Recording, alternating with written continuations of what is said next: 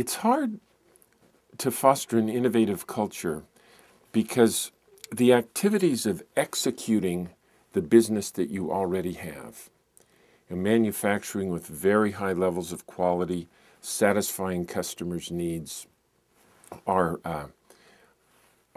entail being very deliberate and repetitive in order to be successful.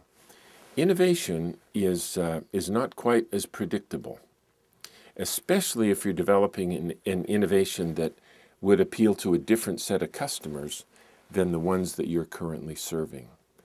And as a consequence, innovations that help you do a better job serving your existing customers are rarely a problem.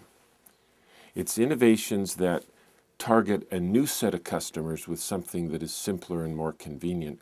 Those are the ones that you have trouble with because it just makes no sense to the logic of the organization to spend money developing products that your customers can't use. What you have to do is just, as you're walking around the world,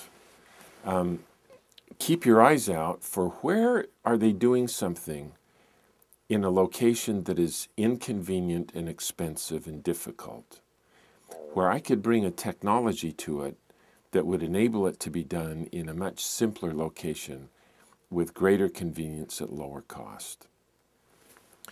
Or where are they doing something in a centralized location where I could decentralize it? Where is there a population of people who cannot now afford something where my technology would enable them to afford it? A great opportunity actually is in, a good illustration of this is in green energy. There are no non-consumers of energy in the United States and Europe. Basically, everybody has access to very reliable, cost-effective power over the electrical grid or gasoline through the petroleum industry. And what that means is disruptive innovations are unlikely ever to take root here. Ultimately, they may penetrate this market, but they won't take root here.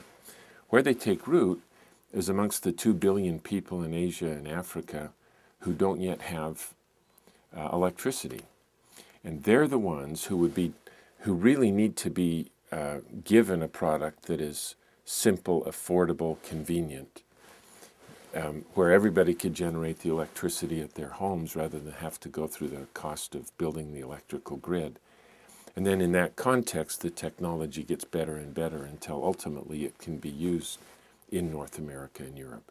But that's just an illustration. You got to look for a population that can't afford it, doesn't have access to it, simplify the technology so that they can, and that's the disruption that we're talking about.